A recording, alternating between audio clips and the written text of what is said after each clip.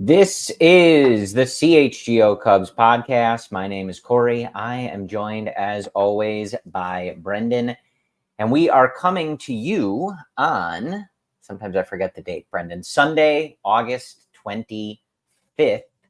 The Cubs show out a little bit in Miami, Brendan, but they dropped the finale, a big offensive outburst for the Miami Marlins on Sunday. 7-2 the final. So the Cubs do take 2 of 3, but with the Braves losing earlier on Sunday afternoon, the Cubs not able to take advantage of a Braves loss. So they will still sit 5.5 out in that wild card spot, effectively 6.5 because of the tiebreakers. But other than that, Brendan, how are you? Well, I've been better. We're hovering around this 500 mark. I would like them to take that next step forward. We have a new YouTube theme. Your face is much larger. My face is much larger. I need to make sure, I'm in tip-top form coming on these shows going forward over here. Wow. But I've been better. Harder I see to that get John. Yeah, I harder see to that get my John John Lester Lester jersey in the frame. That is work? the one How does that positive look? doing Yeah. these. Now we have larger frames for those John Lester shots. So Yeah. good for us. Yeah, I mean, Brendan, look, we've talked about this. I remember talking about it with Kevin Wells a couple weeks ago as well. I know Cody, Luke, Ryan, Jared have all kind of talked. This season is what it is at this point. I think we're all familiar with who this version of the Chicago Cubs is. We discussed all of the different nuance. What sticks out, though, on a weekend like this, Brendan, is when you're scoreboard watching, and the Cubs have played really good baseball. I was reading a tweet from friend of the show, Michael Cerami, earlier that the Cubs are playing at like a 95-plus win pace or something since the 4th of July. They played good baseball for a good bit here, but they played such bad baseball for the first few months of this season that they are in a spot that is all of their own doing. And we highlighted that throughout the year. Each of those series where they were losing series to other teams in the NL Central or other teams in this wild card race, unable to kind of take that advantage. And now you're paying the price for it. You're playing good baseball, but you're in a clustered mess. And you're a good chunk of games behind an Atlanta Braves team. And the Cubs, frankly, they have nobody to blame for this hot stretch not helping them really get into and secure a playoff spot. They have nobody to blame but themselves, Brendan. For them to maybe have a greater than 50% chance at the playoffs, they probably have to go 23-8 in the remaining games, which is And that's with insane. the Braves, going like 500-ish or something like that? That's around 500-ish. Yeah. That's assuming the Braves win 88 games, okay? Or 87 games, rather. So for the Cubs, 23-8. That seems like a massive task and one that the Braves easily can accomplish to get to 87 wins. Remember, we don't own the tiebreaker. That's another facet to this. We're 5.5 back, but in reality, we're 6.5 back, 1 week away from September. As a result, I've changed the way I think about the rest of the season. For me, it's dialing in on Pete Crow-Armstrong's improvements. Yeah. Surprised about Miguel Amaya's improvements, hoping Justin Steele can finish stronger than he did last season, and Shota Imanaga getting through September in stable fashion for the longest season of his career. Those are the driving points for me. Yeah, and those are things we're going to talk about in this show for sure, because I don't want to spend the entire time focused on a wild card race that at this point is pretty low probability. Because even the one thing we didn't mention, Brendan, in that sentiment, it's not just the Braves. You're behind the Giants, you're behind the New York Mets, you have teams like the Cardinals and Reds that are, kind of flip-flopping position every day. We keep talking about it because technically the chance is still there. The elimination number isn't 0, but unfortunately, it's a tall order because, as we've talked about too, Brendan, you still have a week coming up soon, not this coming week, but eventually, where you have to play the Yankees and Aaron Judge, who's hitting 1,000 homers a year, and then you got to play the Dodgers. So, even a good week against those two teams, if you went 4-2, maybe those 2 losses might be too much. Yeah. Of course, when you were putting out that 24 and whatever record, like that's 2 losses you maybe can't afford. So Yeah. again, this is what was frustrating about coming into this season. And we talked so much about the frustration of this team being projected in that kind of low 80s win territory. And the reason for that wasn't so much, you don't have to care about the projection systems or believe in them as an exact science or anything. But what we always talked about was that it reflected that's about where they project on paper. And if everything goes really well, maybe they're a high 80s win team. If everything goes really poorly, maybe they're a mid 70s, high 70s win team. The frustration is that it's playing out exactly as the computers kind of thought. They're going to be a low 80s ish if they continue this hot run, maybe mid 80s type team. And that was never good enough to surely and securely put them in a playoff spot. And that was what so many of us expressed frustration over coming into the season, and watching it now kind of play out that way. It's exceptionally frustrating, Brendan, because it just has so much of a yeah, this is exactly how it was kind of laid out to go. And here we are. And lo and behold, Brendan, like low to mid 80s isn't good enough. It was never good enough. And it's not going to be good enough this year. It's not. And that was always the realistic reaching point for this team, the way it was constructed. And they've had success in areas we did not see coming. Michael Busch is one example. Pete Crow-Armstrong's resurgence and ability to basically be your everyday center fielder was not expected. The amount of wins he's been able to produce purely off defense and speed has outweighed the deficiencies offensively. And now the offense is starting to surge up and justify him being a staple for 2025. So there's been good and bad, and more good is that Justice Steele looks like the same guy. Shota looks better than we thought. Tyone looks like someone who was reminiscent of his Yankees days, and that's been really good to see. But Cody Bellinger, Seiya Suzuki, too much volatility. We need them to perform to their second halves last season. And despite Seiya's performance on Saturday, where he had 2 home runs, had a triple, it still hasn't been good enough to really push that team forward in form where you can sweep the Marlins and sweep these poor teams. So it's what we expected. There's good, there's bad. The bad is outweighing the good. The bullpen volatility is probably, in hindsight, going to be the principal reason, among other secondary reasons, for them not hitting their mark too. Yeah, I mean, it's frustrating. Did you enjoy the one day that we had at 500? That was nice. I enjoyed it for about 2 hours. Yeah. And then the Braves won. And then I saw that record that they need to accomplish to even get to 88. And then I went right back into reality. My delusion lasted 2 hours. Yeah, I don't know. It's tough to still be frustrated, I think, by my this frustration's team. gone. Yeah. I've moved beyond that. My peak frustration was probably mid-June, end of June, where they actually went below 500. I think it was early June they went below 500 for the first time. So around that White Sox area where they were playing one-run games left and right in June, and all the good starting pitching performances and the offense anemia, that was peak frustration. I've moved on ever since the start of August. It is what it is. I've shifted my focus, for better or for worse. Yeah. So again, I think we'll see how the rest of this season plays out. Crazier things have happened. But they played themselves into a situation, Brendan, where it's tough to look at series, especially on the road, and say you have to sweep the Marlins, but you had to sweep the Marlins.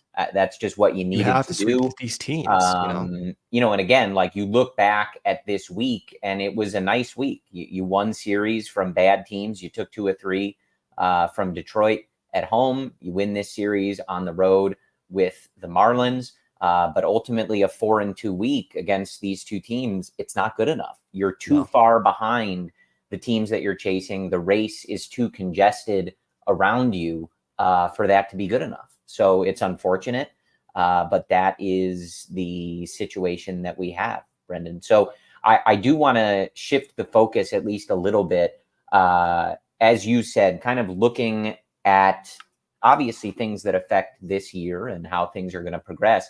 But the future of this team, the future of this franchise, and I think on display lately, certainly, as you mentioned, two things worth kind of digging into.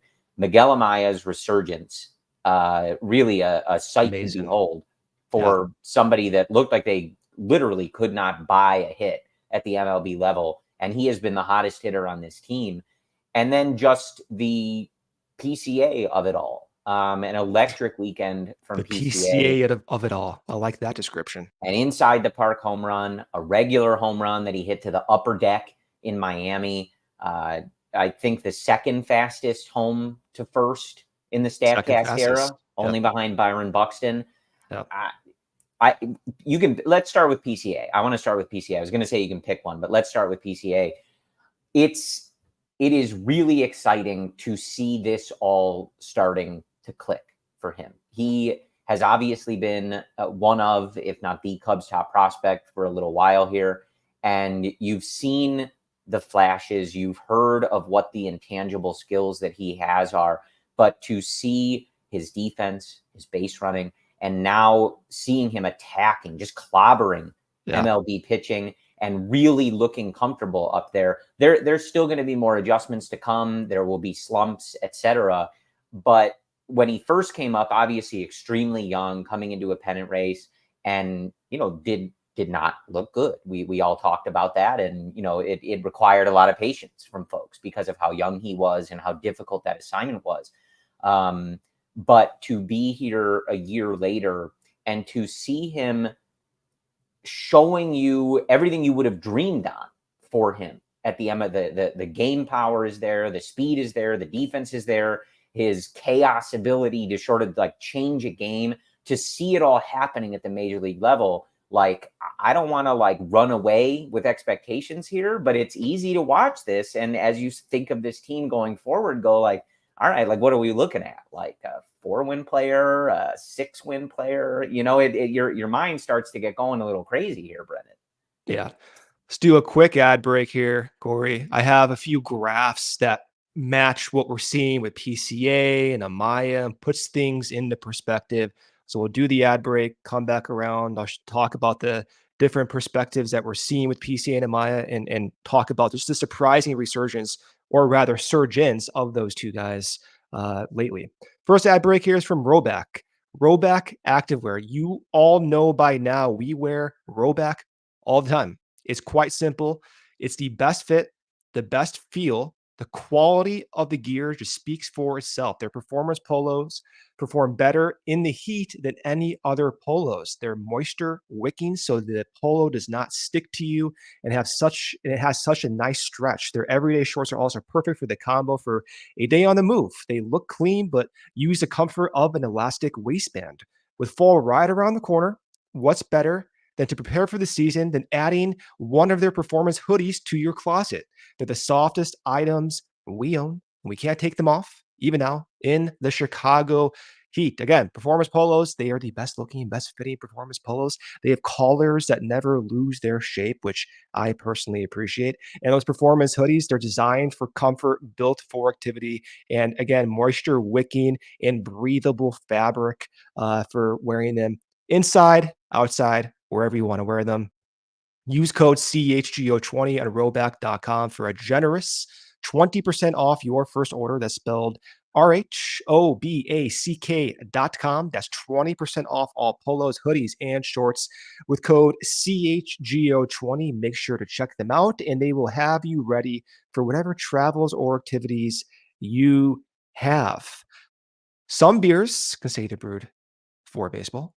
Only Blue Moon is brewed by baseball. Beer and baseball just go together, and no beer goes better than the one that was literally born in a ballpark. Blue Moon was crafted at Coors Field in Denver, Colorado. It's the natural choice all season long. I love Blue Moon. Blue Moon gets me through this up and down, 500, below 500 stretch that we've been through. From its refreshing flavor with Valencia orange peel for a subtle sweetness and hints of coriander, Blue Moon Belgian style wheat ale is a one-of-a-kind beer that's made brighter. Blue Moon was brewed by baseball to give you a dose of nostalgia and get you excited for the season and the upcoming postseason. Why strike out with the same old beer when you can get one of a kind? A beer this good only comes around once in a blue moon. You can enjoy it for the rest of the season. Bring the ballpark to you with Blue Moon, a Belgian style wheat ale. It's one of a kind every time. Get Blue Moon delivered by visiting get.bluemoonbeer.com/CHGO to see your delivery options. That's get.bluemoonbeer.com/CHGO. Blue Moon, made brighter. Celebrate responsibly. Blue Moon Brewing Company, Golden, Colorado.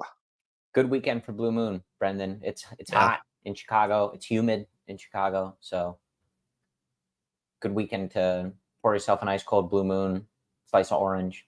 There you go. Tough to beat. Talk to me about PCA. I know you said you had some graphs. I went on my, kind of little narrative diatribe there, but take us into, what he's doing, the changes he's making, and why he's having such success at the MLB level recently. To first set the stage, his overall run production has been incredibly impressive.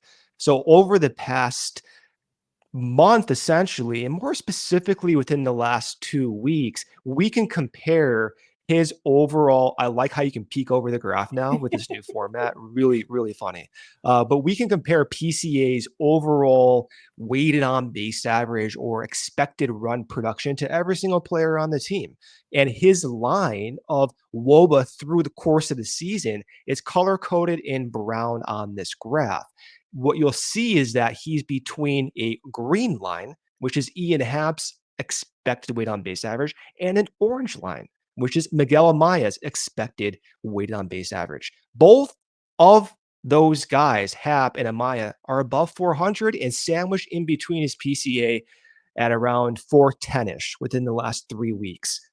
Really impressive that he's hanging out in the tier of someone like Ian Happ. And those three guys, Happ, PCA, and Amaya, are the reason they're winning games recently. PCA has been one of the best offensive producers from a WOBA perspective, even not considering speed. Then you ask the question, well, how is this happening and is it sustainable? This graph is showing whiffs over time. Again, PCA is colored in brown. If you go to July, you see this brown line peaking towards 20%. That has now decreased down to under 10% since the start of August. And so not only is PCA hitting the ball hard, but he's whiffing at rates that typically you see from guys like Nico Horner or Seiya Suzuki. So he's been able to get beyond those early season struggles and make more contact. This is a 22-year-old hitter who has had an unorthodox upbringing through the league with injuries, a shortened COVID year, right being drafted, and he's getting the experience and adapting really fast. The question I always had with him was, can he make enough contact so he can get more base hits, because he may not walk that much and he may not hit for that much power. And just to tie this all together, one of the comparisons naturally due to defense is Dansby Swanson. Dansby's career strikeout rate is 24%. PCA strikeout rate this season is 22%. Their power outputs, Dansby's career average is exactly the same as PCA's current output. So that alone is showing that if PCA can continue this type of performance offensively, assuming the defense is matched to Dansby, well, we know what that equates to value-wise. Almost $200 million in a contract and WARs that reach above 5 per season. What we're seeing right now is incredibly, incredibly encouraging. So, yeah, I mean, look, I'm curious what you think if we're looking forward. So, typically we see him in those 7-8 spots in the lineup. Do you think the rest of the year Counsell sticks with that and just sort of allows him to continue this offensive adjustment and learning period and growth that he's going through at this level? And then if we look towards next year, obviously not looking what this team looks like, where do you think if this is his game, if what we're seeing right now is how he is at the major league level, he's figured it out, he's giving you speed, he's giving you power, He's using the whole field. Where do you think ideally he slots in this lineup? Is he automatically a leadoff hitter because of his speed, or because he can be a more dynamic hitter than maybe a typical leadoff hitter? Would you not slot him there? I'm curious what you think about how they kind of move along his progression as we go forward here. He's 22 years old. We talked for about 3 years now on the show how we need reliable offense at the top of the lineup. PCA has performed exceptionally well, and it's not to discount that he can't do that in 2025. But there's a difference between expecting that and hoping that happens. And I think to go into 2025 with PCA as like your top 5 hitter, maybe just putting him in that leadoff spot may not be the wisest thing to do. That being said, there's value in having speed atop the order, but that value we've seen with Nico having the speed comes with 100th percentile contact rate.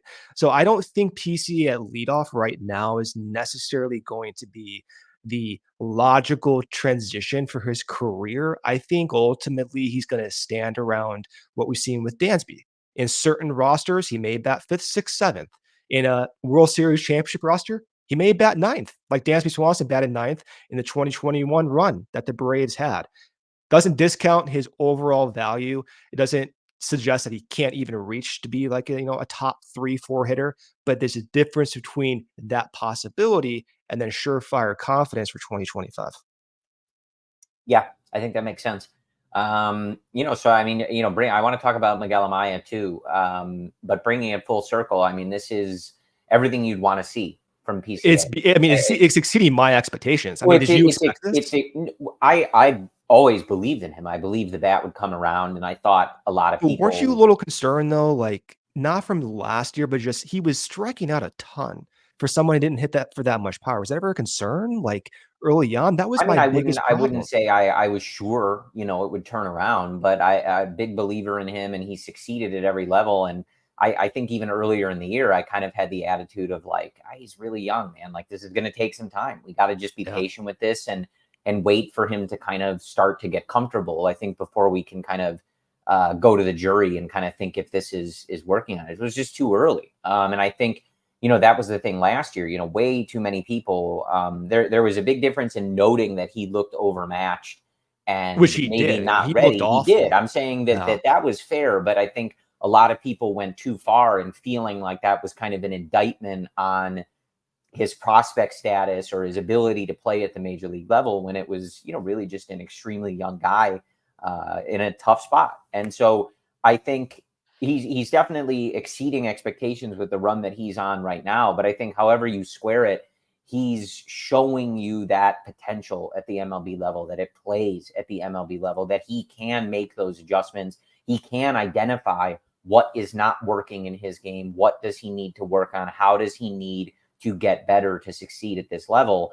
And man, I mean, his potential is an extraordinarily valuable player. And if what we're seeing is an indication that he can keep this up to finish out this season and carry that into next year, I mean, I don't want to be like too hyperbolic, Brendan, but it really changes their outlook, man. Like if he is hitting that ceiling, we talk about what they need, what they don't have, et cetera. Like if he is this kind of full, like 5-tool player, it changes their outlook on basically everything. It would change how they attack this offseason. It would change how you feel about this offense. He's that dynamic of a player, and we're seeing him show those steps to being able to put that together. Again, like a hot run for a month or a little over, like that doesn't mean the experiment's over and the adjustment's over and it's all settled. But the fact that you're able to do it at all, there are plenty of top prospects that come up, Brendan, they never really have runs like this. They never adjust to the major league level. They never show those skills that they're always promised to have. They come up and they fall flat, and sometimes you never hear from them again. So to see PCA doing this is extremely exciting. And if he can continue it for this last like little over a month of this season, I think some of us are going to get pretty carried away with what I'll be fully honest with you. I'll be fully honest with you. This is where my delusional optimism probably kicks in. Like there's a reality, and I have that part of my brain, then there's a complete delusional side of my brain. What I'm so impressed right now by PCA. I did not expect this. From my perspective, genuine concern about the whiffs, not just this season or even the tail end of September, but dating back before he even debuted. We saw some of the whiff rates in the minors. I'm like, Yeah. man, I'm surprised he's not making more contact.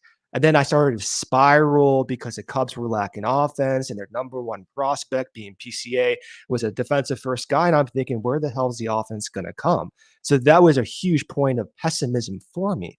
So when PCA is now called up and showing not just some power, not the speed and the defense, but actually doing it in a way that's high output contact, it it eases my concerns.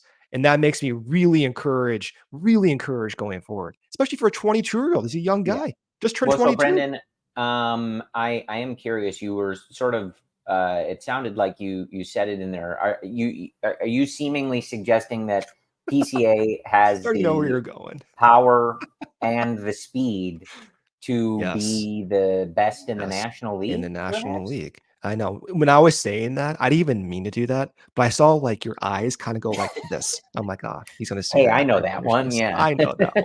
But I in know all that. reality, how often do you see a guy sprint around the bases from home to home and inside the Parker in 14 seconds, and then the very next day hit a 437-foot home run? Yeah. I mean, Well, and that's that and has never that's the happened in thing, professional baseball when ever. he was a prospect, we hear from so many of those wonderful prospect writers, Greg Huss, Brian Smith, Greg Zumak, et cetera.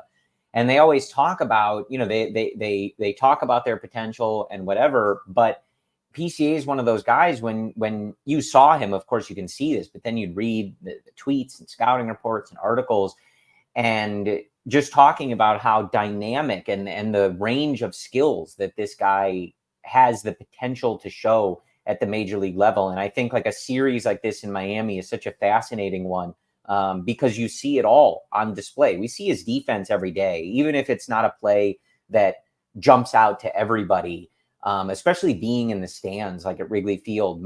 I'm behind home plate, so like I have a perfect vantage point to how Your seats are far. unreal.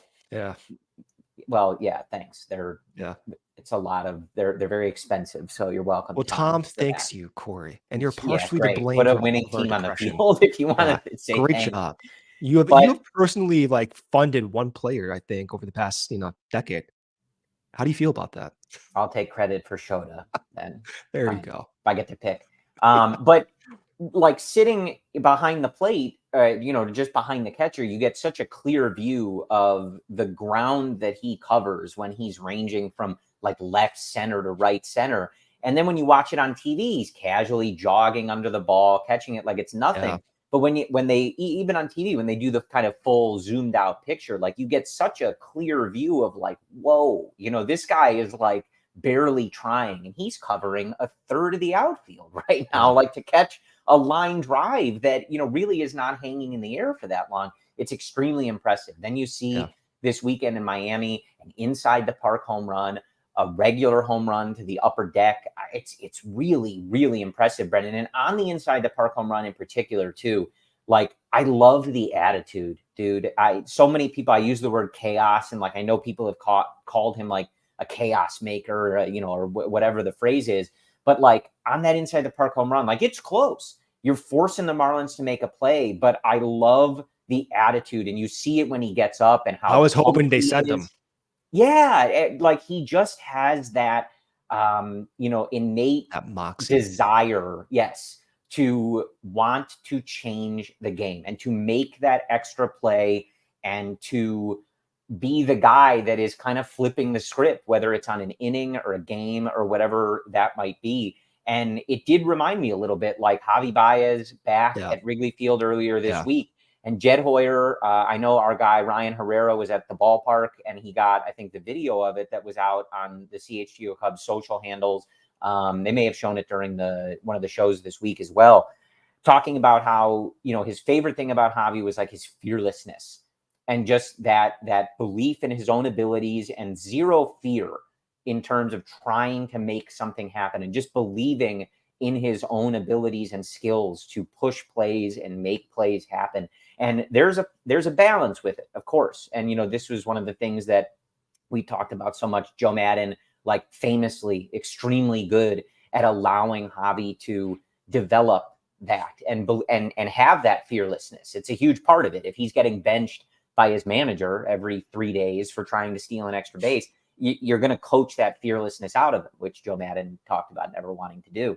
And so, like, watching these games, I appreciate the way that Craig Counsell is going about this. They're letting him play. They're putting him out there every day.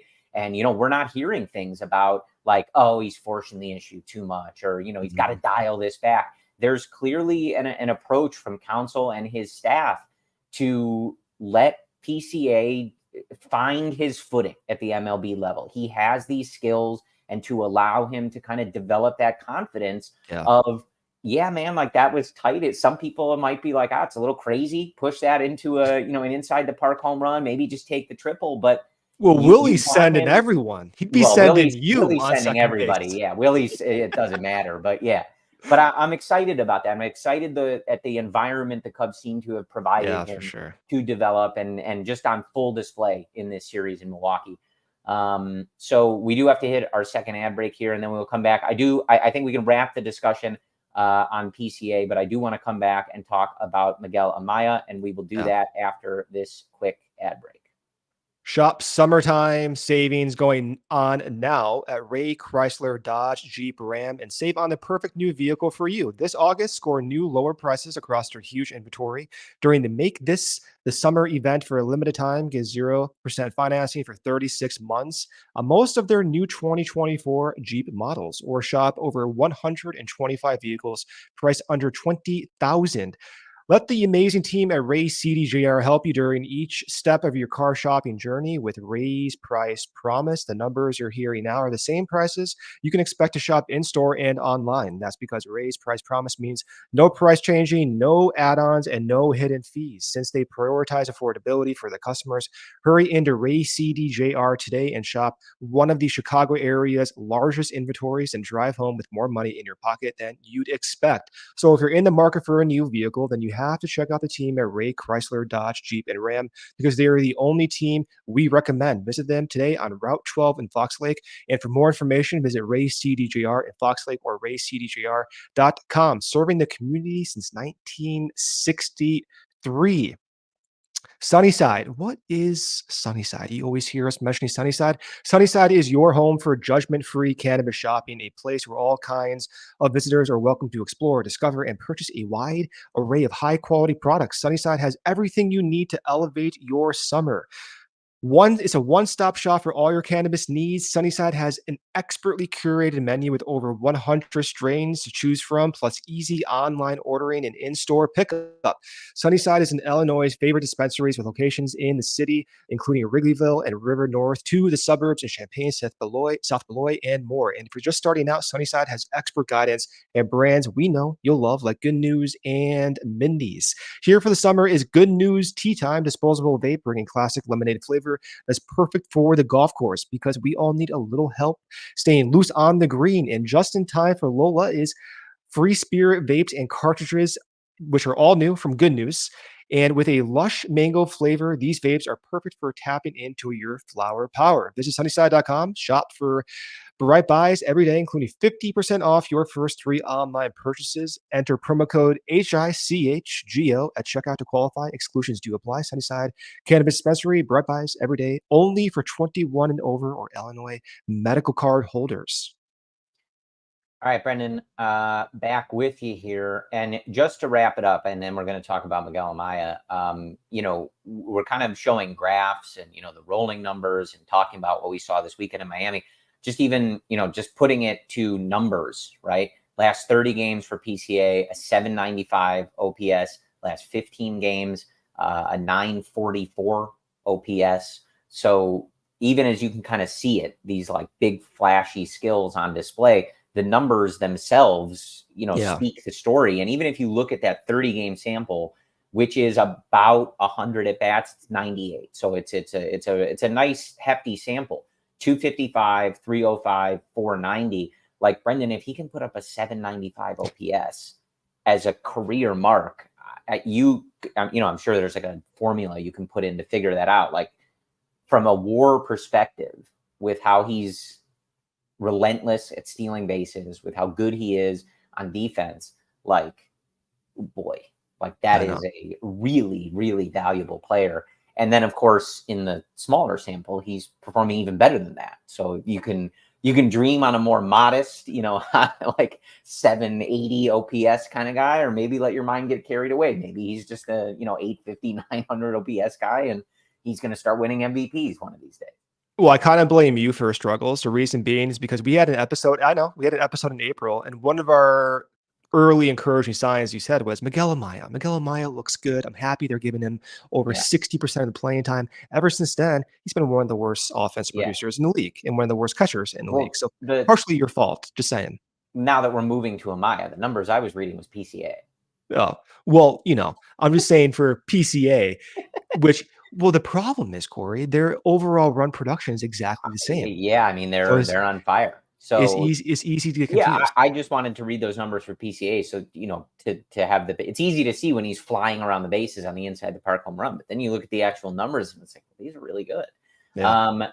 Switching to Miguel Amaya, though, and speaking of, people that have been really good, what a week for Miguel Amaya. 2 homers. 364 batting average, 391 on base, 682 slug. Has the big grand slam the other day. Vintage Undertaker here from Miguel Amaya. I mean, just raising back up from the dead. You were getting discussions of people that were completely done with him. I mean, it moved on, ready to DFA him. They weren't unfair discussions, though. No, I mean, look, the guy couldn't hit. And for however long in this season, nobody that was playing catcher for the Cubs could throw out you or me if they were trying to steal second base for whatever reason. What a turnaround for Miguel Amaya here. I mean, who goes from that to now you're, and again, people will, make fun of me for even phrasing it this way, but like fighting for your playoff lives, right? And he's holding the offense above water in some of these games. If not for Miguel Amaya, this 4-2 week against Detroit and Miami looks very different, Brendan. And so for a guy to come from that point to, what was his WRC plus 5 at one point in this season? It was one of the worst. I don't care. Yeah, and for him to now be back where he is and to have this kind of hot stretch, a really encouraging sign, especially as you go into next year. And we've talked about this before, like not really sure what that catcher situation looks like. And this little stretch here, especially if he can keep it going to the end of the year, is, another one in those line of like, okay, like now we kind of have to reevaluate things. And where does this put our catcher situation as we head into the off season? His numbers since the All-Star break and getting more playing time are just absolutely absurd. But most absurd is that strikeout rate. 12% strikeout rate in almost his last 100 plate appearances, while having a ton of power and batting over 300, hitting 4 home runs, hitting doubles. He's been one of the best hitters, not just on the Cubs, but scale to his playing time, one of the best catchers in the league offensively over the past month and a half now. Ever since he removed that leg stride, that has been the takeoff point for him, which is funny because the contrast is PCA developed a leg stride. So this is just how stupid baseball is. PCA takes off because he stole Miguel Amaya's leg stride. That's kind of how I look at it. The talent with Miguel Amaya has always been there. The fascinating feature about this and his resurgence, and it was borrowed from what they were talking about in the marquee broadcast on Saturday, but I didn't even realize. I always knew intuitively he didn't play much since 2019, but I didn't really understand the scale of it. This is absurd. Since 2019, he's had under 500 plate appearances across every level. That's insane. Under 500 plate appearances across every level entering this season. So for us to expect that he can be a significant contributor without going through some major growing pains was unrealistic. And the Cubs plan to have Yan Gomes bat half the time, take half the plate appearances, was justifiable. The risk, of course, was that the age was going to throttle that possibility, and it did. And Yan Gomes had to be DFA'd. You could critique that type of game plan, and maybe they should have had a third catcher. But regardless, the talent for Miguel Amaya has always been there. It's just the sheer volume to adapt and optimize and make use of that talent has just not been there. And when I say talent, I mean, if we look at just the raw skills, how fast he swings his bat length, he over the past month has swung the bat the fastest of any Cubs batter. Again, this is illustrated in his orange line throughout time. He's swinging the bat faster than Dansby Swanson. He's swinging the bat faster than Ian Happ. And this is not just by a small little margin, but a significant margin compared to even guys like Cody Bellinger, who, by the way, we should talk about because some of the signs are kind of weird with them. But all this is showing that Miguel Amaya is not just some like guy who's finding barrels recently. He's a guy who's had talent. And if he can find a way to make use of that and save himself from being non-tendered in the offseason, it adds value to this 2025 team. Is it enough to secure an everyday catching role? I'm not sure. I think some of the extreme lows were still concerning, and the defense, the low pop-up time, the struggles throwing batters out is an actual concern.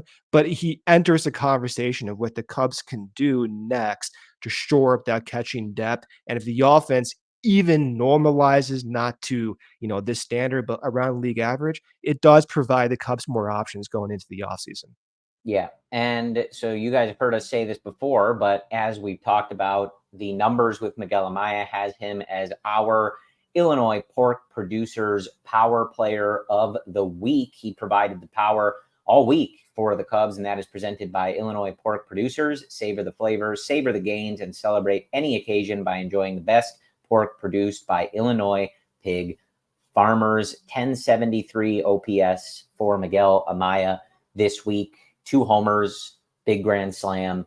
And as you said, Brendan, it's one of those things that you mentioned the plate appearances, since 2019. That was what was so fun about the story. When he was able to come up and join this club and stay with the team and kind of start his MLB career, was that he had such a tumultuous run in the minors. This a top prospect who just seemed to have every injury and roadblock kind of thrown at him on his trajectory. And so for him to come up was really exciting, and to see him kind of oh man, maybe he's found this, and he can get back into kind of his former status. And then, it kind of tanked, obviously, with the offensive numbers. So yeah, it's going to be a thing, I would imagine, even if he keeps this up towards the end of the year. I'm not sure you're going to have the confidence that you don't still need to address the position. If he is able to keep this up, though, perhaps it affects how deliberately or, how much resource you commit to addressing the position. I think if he can keep this up and kind of show you these signs on the offensive level, perhaps it's something where you prioritize a strong platoon partner, kind of the way you were planning on coming into the year. I think that differs to me in the way that a lot of people were seemingly thinking about addressing the position, which was, 2 months ago, we have no catchers. We don't know if there's, even a prospect there, because we're not sure if, Mo Baller can handle it at the MLB level and do it defensively and whatever. So maybe that's a huge position. Yeah, Voices by Steros. That. Yeah. I didn't realize you were calling him that. Oh, I know the prospect lingo. Okay. I'm shocked you called him that. But it does feel like perhaps it can take them from, this is a huge position of need and one that we don't have an answer for, to, okay, maybe we have half the answer. And maybe you don't need to pump all your resources into trading for or finding that big time starting catcher, but go and strengthen the platoon, get real support, have a backup plan instead of a 37-year-old that you're hoping, continues to hit and play well and stuff. But we'll see. It's a long month. And, again, if you sort of start to see those struggles creep back in, it does feel like a position that is very uncertain for this franchise. Yeah. And so it'll be interesting to see over the next month if Miguel Amaya can further add clarity to that position and kind of how we all feel they need to address that going into the offseason. Yeah.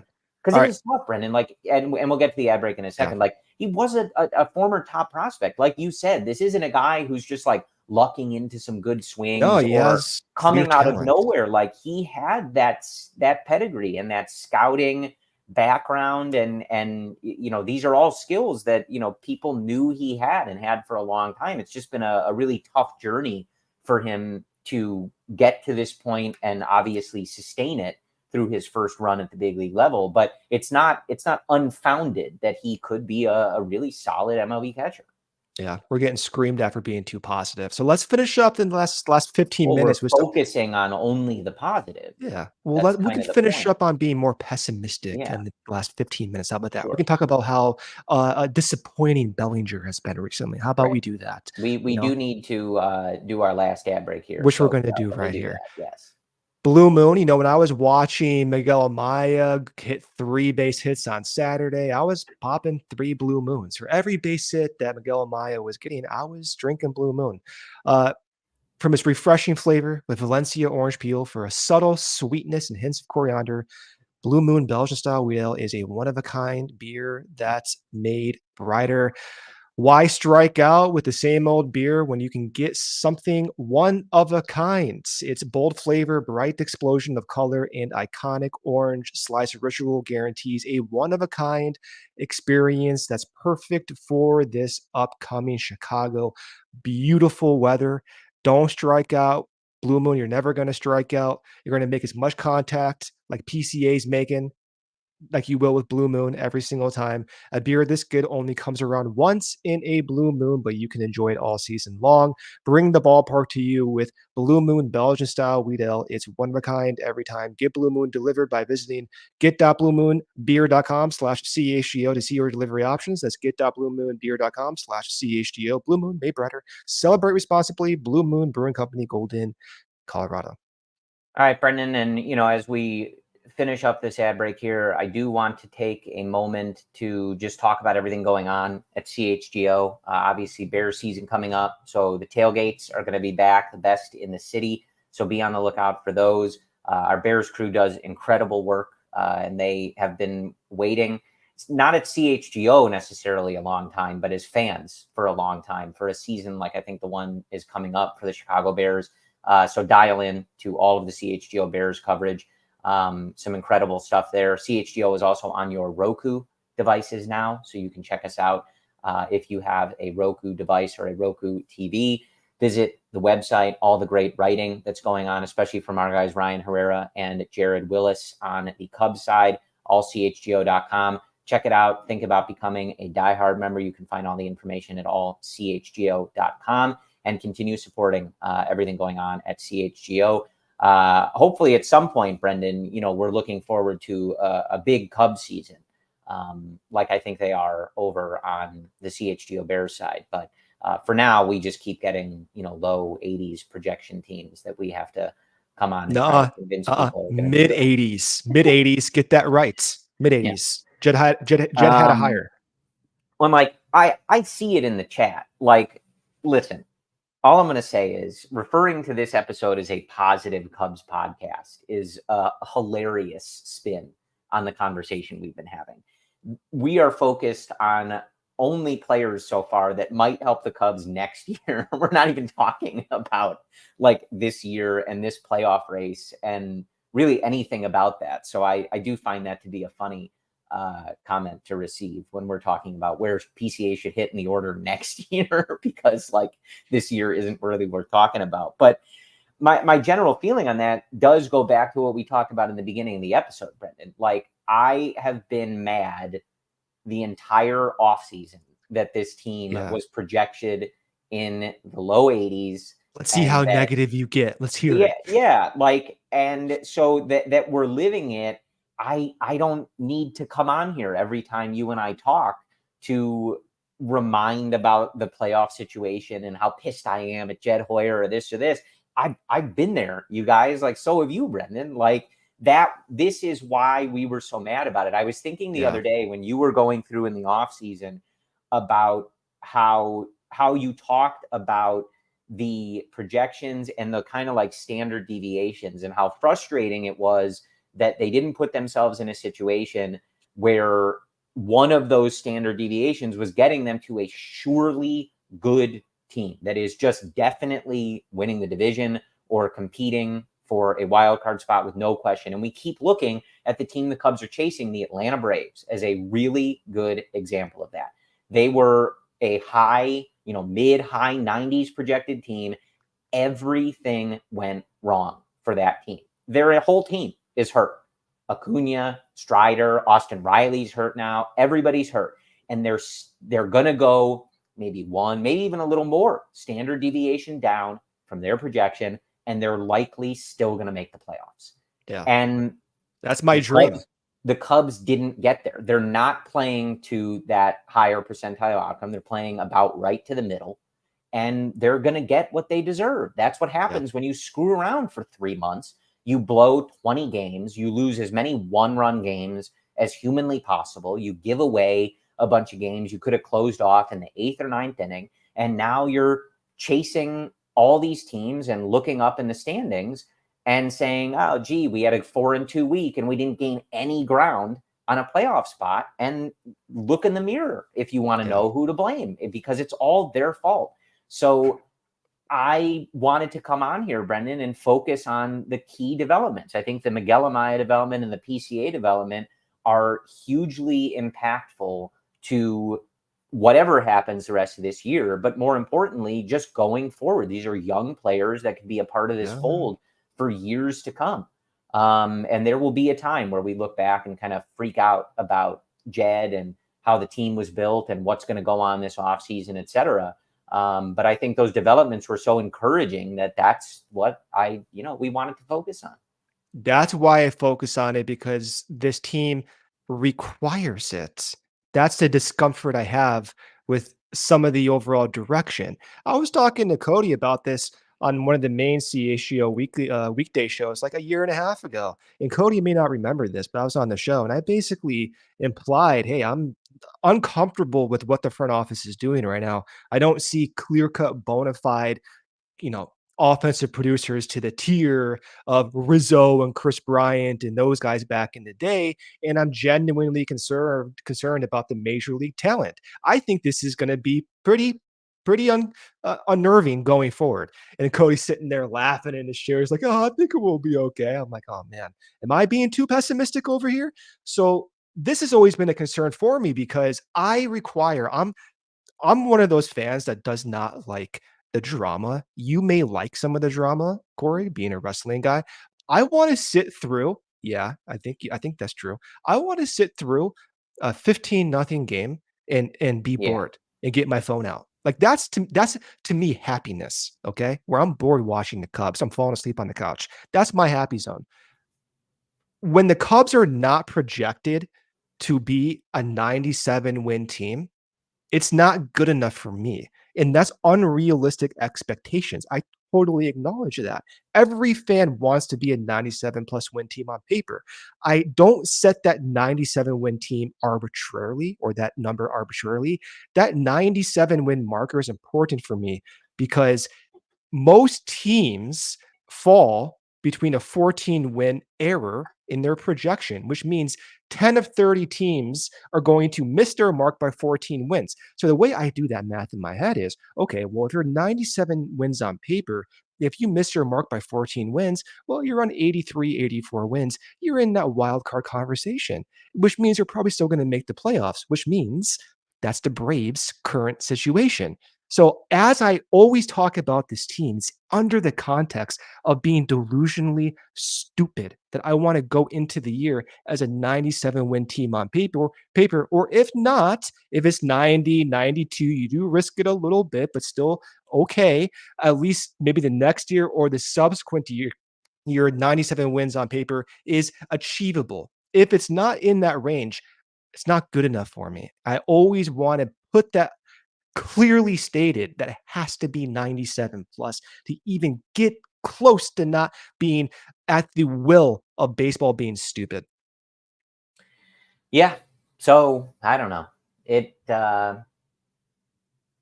is what it is. It is what it is. It is what it is. I would love to get back to 2016 when you and I were doing these shows and they had that spell right before the All-Star break where they didn't win many games. And you were like, it's whatever. We're still going to be okay. And guess what? 103 wins and it still was okay, Corey. 2016 turned out okay. Yeah. So I don't know. There's been a lot of good in this season. And it's also played out, in a fairly predictable way that is likely going to leave them without a playoff spot again. You think of some of the stuff that has just been exceptional, though, as we, get towards the end of this show. Justin Steele, again, just sort of cementing himself now, fairly consistently. I was looking at a tweet the other day from friend of the show, Matt Clapp on Twitter. 2022, Justin Steele, 3.18 ERA, 3.2 FIP, 24.6% K rate. The following year, 3.06 ERA, 3.02 FIP, 24.6% K rate. 2024 so far, 3.07 ERA, 3.17 FIP, 24.8% K rate. Just remarkably consistent. I mean, those numbers that's Ben Zobrist level consistency. Remind me who's Ben Zobrist again? What's the significance of Ben Zobrist? Ben Zobrist, the Tampa Bay Ray. Is that who you're asking about? I thought he played for a different team. Oh, the Royals. The Royals. Yeah, he won a World Series with the Royals. Yeah. No, I think it was the Cubs, actually. Yeah, he was the World Series MVP in 2016. For the Cubs. Cubs, got it. Okay. Yeah. I saw our guy Cody Delmendo the other night for dinner, and I like doing the bit live in person. Yeah. He referenced the World Series. I was like, oh, what game was that, Cody? Does he play along? Yes, of course. Yeah. But just a remarkable level of consistency. And, it's unfortunate that it feels like kind of wasting it, Brendan. Like you've finally gotten your homegrown, your system developed guy that has come up and taken charge of your rotation. And, for the last few years, quite literally one of the best pitchers in baseball. And it doesn't feel like you're, putting the best team around him. I would really love to see Justin Steele pitching in big games at Wrigley Field and meaningful games in September and playoff games in October. I know the CHGO 120 club is always out there in the left field bleachers. Like, imagine the energy of Justin Steele walking out to the bullpen in the left field bleachers, crisp October afternoon, playoff game. Like he's ready to Ivy turning colors in the back. We need it, man. Like that's what we need. And so it's one of those things. I look at those numbers and I'm like, man, I mean, that's awesome. Like that's awesome that he has developed into this player. And when you see a pitcher put up those consistent level of numbers 3 years in a row, like if you weren't a believer before, I'm not sure what he can do to make you a believer. He's going out there and doing the same thing every year. And that same thing is really, really good. But at the same time, I look at him and I go, man, like it's been 3 years already, that we've been seeing him do this and, just no meaningful baseball really for Justin Steele. And that's disappointing. Seiya Suzuki, I've always been a believer in Seiya Suzuki and in that bat. Again, a thing I was looking at from our guy Matt Clapp, like talking the other day, like last 7 months basically of baseball for Seiya Suzuki. He's had one really bad one, but those other 6 have been exceptional at the plate. Is he that star that transforms a lineup and takes them to that next level? I don't think so. You can't have those periods of great inconsistency and slumps in order to do that. But when he's on, man, he's on, Brendan. And that is a real bona fide MLB hitter. And I think so far into this signing, I think it's pretty easy to look at that one and go, it's a very successful signing. His stuff in the field leaves some to be desired. But again, whether it's minor leaguers, guys that come over from Japan, guys that come over from Korea or different leagues, so many of them fizzle out or they're inconsistent, they're unplayable, they're platoon guys. Say is a bona fide hitter, man. I mean, he's a middle of the order hitter in this league, and he's proven that. And this hot stretch that he's on right now is one where, again, you kind of dream and kind of hope, okay, maybe there's even another level there if he can keep that level of consistency the whole year.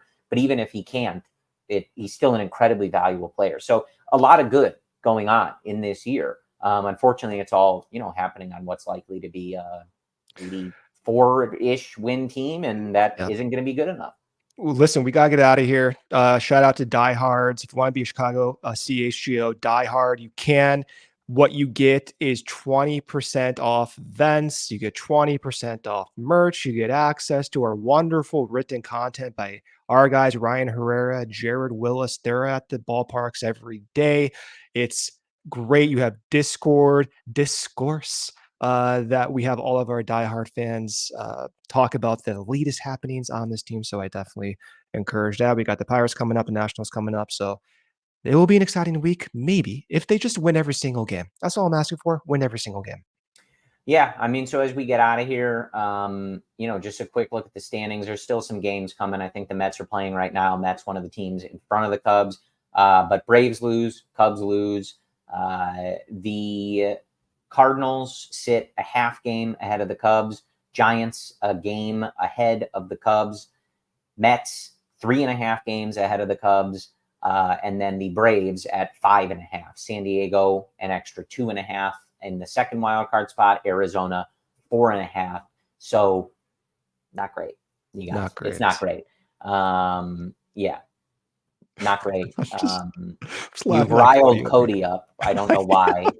He didn't even do anything today. I gotta find. So, I'm just, I'm feeling a little frisky right now. I just want to, I'm not happy. He's minding his own business. I don't know if trying to enjoy his Sunday. I don't know if he got his weekend Steingold's delicious deli here in Lakeview. So he might be in an extra bad mood if he didn't. But that's the lay of the land, folks. It's not good. So as you said, Brendan, the Cubs still, their schedule pretty soft. We'll see what happens. We'll follow along. At this point, the playoff spot, the odds are shrinking, the chances are thin, but we'll follow along until they're mathematically out of it. And then, the fun part, Brendan, is as we look ahead after this week, as you said, they have a road series with the Pirates and the Nationals. Then the Pirates are here. And, just to make this season even where I had totally forgotten about this, Brendan, I had put it out of my mind. And then every now and again, there's this like creeping thing that sneaks into my brain. And I just remember out of nowhere, like at 2 a.m, I'll be sitting there thinking, oh yeah, Anthony Rizzo is coming back to Wrigley Field wearing a different uniform in 2 weeks. All right. So why do you have to end the if you show weren't like miserable enough, because be miserable with me. It's like 2 weeks from now. Why are you talking about it now? I have to mentally save it for next week. I have to mentally prepare, Brendan. Oh God, killing me. I'm trying to go off on and have a good rest of my Sunday over here. You have to put that thought in my mind. Well, forget about that. Yeah. Thanks. All right, y'all. I think that's all we have for you. Again, some exciting developments on a personal player level for this team. A good week for the Cubs, but unfortunately at this point, with how they struggled at the beginning of the year and how clustered this NL wildcard race is, 4-2, probably not going to cut it. They didn't pick up any ground. They're still behind a few teams and 5.5 behind the Atlanta Braves. So as we get ready to turn the corner to September, the odds are looking, the situation is bleak. But Brendan and myself, Cody, Luke, Ryan, Jared, we will have your coverage, post-game shows throughout the week, written content over at ALLCITY.com. And we'll see what the schedule in these games have for us, and we'll try to put it all in context for you guys. So we appreciate your support. Brendan and I will talk to you next Sunday. And as always, go Cubs. We all silly like the mayor.